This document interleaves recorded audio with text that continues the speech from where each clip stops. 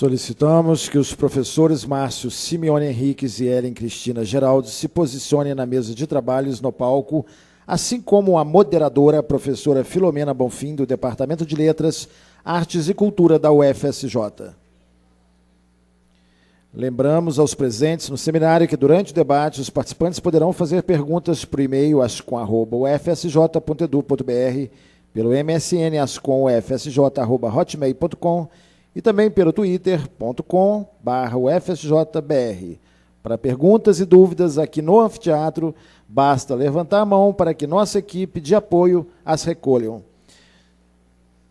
Passamos a palavra à moderadora, a professora Filomena Bonfim. Boa noite. Eu gostaria de falar da minha alegria por estar aqui com vocês nesse debate que vai dar início a esse trabalho de construção coletiva de uma política de comunicação para a UFSJ. Eu acho que a gente começa o debate num clima muito bom, né? Num clima leve, em que a gente percebe situações, em que tudo é sinal, né? De que pode transmitir uma mensagem, e esses sinais mais objetivos que nós temos aqui vão ser as perguntas de vocês. Como vocês sabem, as perguntas devem ser feitas de forma escrita, né? E aí elas serão entregues a mim aqui à mesa, e eu vou passar adiante para os debatedores, e as pessoas que fizerem as suas perguntas podem, inclusive, indicar o debatedor para quem querem ou gostariam que eu fizesse a pergunta. Eu estou aqui aguardando as primeiras perguntas.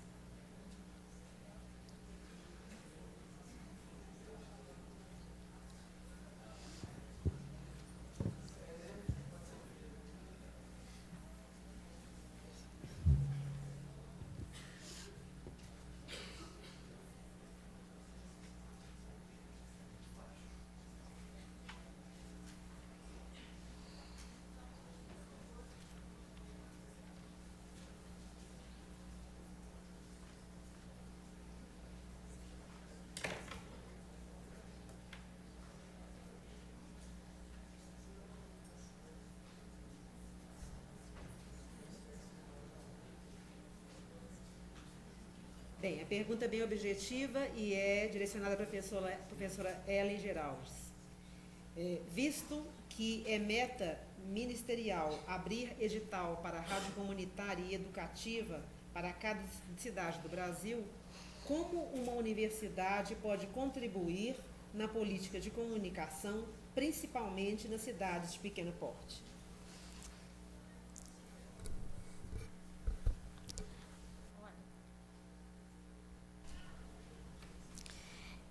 Eu também gostaria de ouvir o professor Márcio sobre isso. É uma discussão que nós, no Laboratório de Políticas de Comunicação, temos tido muito intensamente, né? A UNB tem uma rádio comunitária,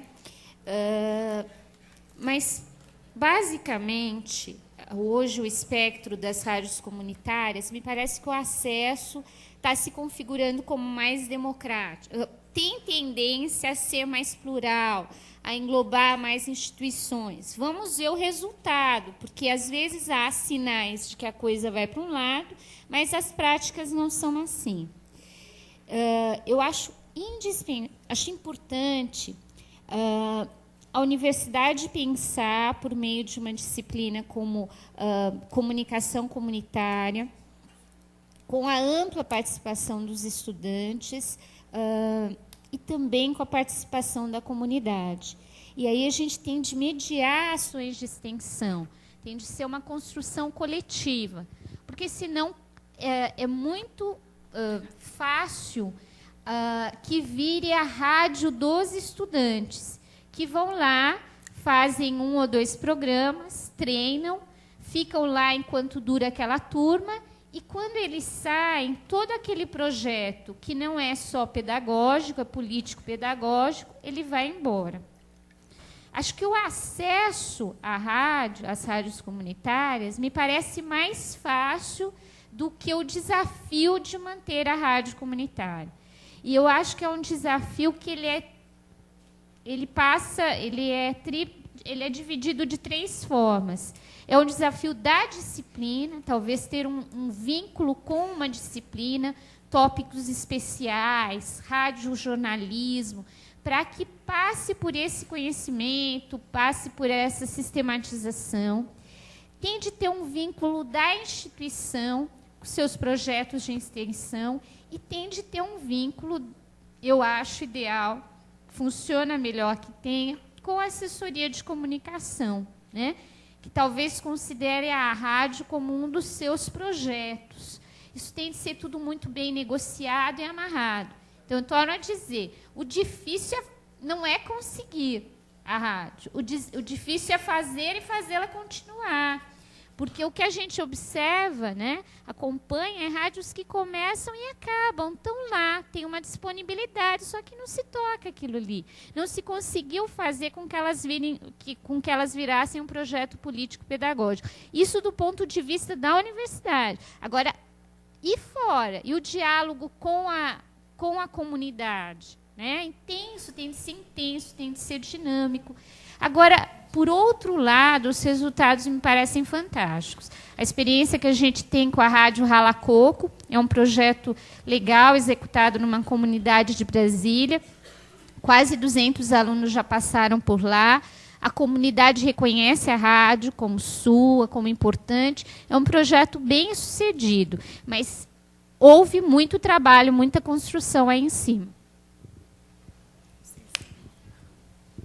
Eu acho que o professor Simeone também pode contribuir nesse debate com relação a essa primeira pergunta. Poderia, professor? Posso falar aqui até do meu incômodo histórico com essa questão, né? Porque é uma questão que nos incomoda, né?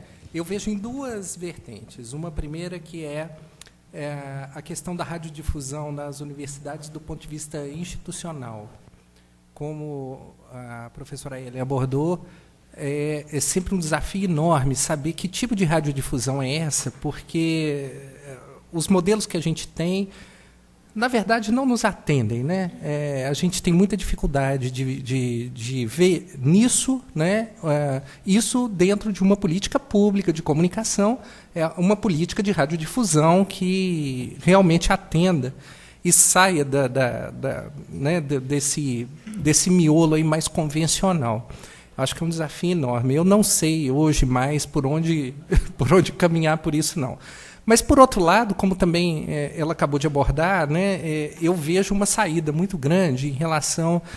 É por isso que eu digo que uma política pública de comunicação de uma universidade não pode ignorar o seu viés extensionista. Eu acho que é na extensão que ele se completa, que ele se torna mais vivo e rico, exatamente porque a gente pode, com isso, trabalhar com a sociedade, né, em parceria, onde a gente consegue realmente trabalhar as questões mais importantes sobre a política de radiodifusão, inclusive do país.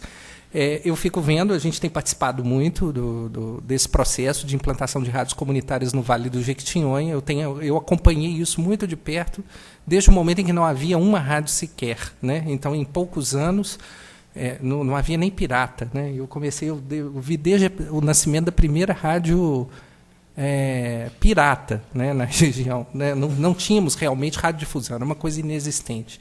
Até hoje, em que isso aí se expandiu e já temos várias rádios legalizadas. Mas um desafio que a gente tem é da transferência, inclusive, do nosso conhecimento, né, daquilo que nós conhecemos de comunicação, para um público que está ávido de saber como que ele pode aprimorar o uso desse instrumento, que é a radiodifusão, né? Ainda mais agora que a gente está entrando na era digital, né, da radiodifusão digital. Isso é um desafio que não tem tamanho, né, para várias regiões do país. Então, eu não acredito em uma política pública de comunicação que não trabalhe, ao mesmo tempo, as vertentes institucional e da extensão, fazendo com que a extensão revitalize, né, esse lado institucional, que, com muita felicidade, a gente pôde ver nesse vídeo, né, um caso interessante, né, de como a criatividade, né, pode tirar um pouco da caretice, vamos falar a verdade? a caretice do institucional, não é? Porque, principalmente de uma instituição pública e tão conservadora como tende a ser uma universidade, né, a gente tenha condições de realmente ter uma política que interesse, que realmente vá de encontro ao desejo dos públicos. Né? Bem, vamos adiante com uma pergunta da Comissão para a Criação das Políticas de Comunicação. E a pergunta é para ambos os debatedores, e é a seguinte: como a política de comunicação da universidade possibilitará a autonomia comunicacional dos segmentos que compõem a realidade da instituição?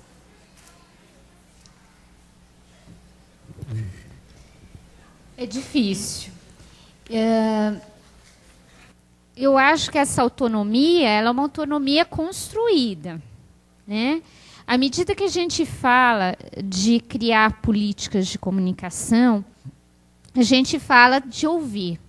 Eu acho que é importantíssimo, não acredito na criação de políticas que não envolvam ouvir vários públicos. Sou uma das que luto para que as ouvidorias sejam parte das políticas de comunicação. Elas foram amplamente abandonadas pelos profissionais de comunicação. Elas foram muitas vezes deixadas para os administradores, por exemplo, que deram-lhes um tratamento que eu acho extremamente burocrático. Então, eu recebi uma crítica, o que eu fazia? Eu queria calar a boca de quem critica. Claro que com exceções e tal, mas, olha, eu recebi uma crítica pesada, então vou dar um jeito de que essa pessoa fique quieta, né? Importando menos a sua reivindicação e muito menos o sinal do que aquela crítica representava para a organização. Então, eu acho que na criação das políticas de comunicação, a gente pode verificar seu grau de efetividade se essas políticas possibilitarem que vários públicos sejam ouvidos. E ouvidos intensamente, inclusive tendo as ouvidorias como sinais e como sintomas. Eu devia dar um prêmio para quem me fizesse uma crítica dura, pesada, construída, informação que eu recebo de boa qualidade e que pode me ajudar a repensar a minha ação. Vocês sabem que pesquisa de opinião é caro, muito caro. É uma forma de eu conseguir isso de forma gratuita e de qualidade, de uma pessoa crítica, inserida, engajada. Aí, ouvir muito é importante. Agora, essa autonomia é uma autonomia que acaba sendo relativa, porque eu imagino que um segmento queira alguma coisa e outros segmentos não queiram. É negociação, gente. O espectro da política é um espectro de tensão, de conflito e de negociação. Então, essa autonomia ela vai ser negociada. Marca pontos quem souber ouvir os vários públicos e marca pontos também os públicos que souberem marcar a sua presença e negociar suas reivindicações de acesso aos meios.